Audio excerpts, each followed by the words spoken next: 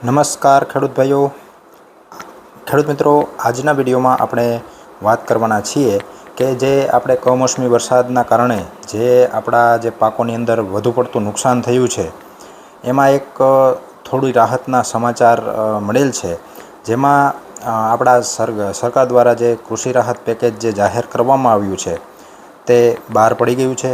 એમાં કુલ ટોટલ આપણે 10,000 કરોડ રૂપિયાનું સહાય પેકેજ સરકાર દ્વારા બહાર પાડવામાં આવ્યું છે, જેમાં આપણે સમાચાર મુજબ વાત કરીએ તો 42 લાખ હેક્ટરથી વધુની આપણી જે ખેતીમાં છે નુકસાન થયેલ હતું।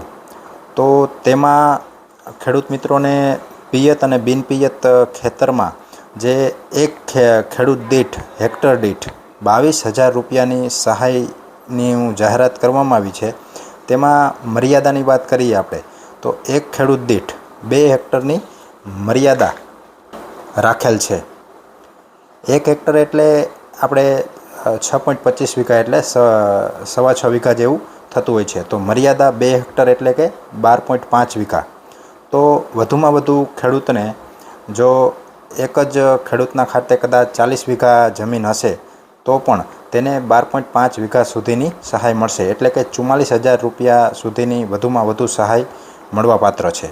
એને વીઘા દીઠ વાત કરીએ તો 1 વીઘા દીઠ દરેક ખેડૂતોને 3520 રૂપિયા સુધીની સહાય પેકેજ જાહેર કરવામાં આવ્યું છે। જય જવાન, જય કિસાન।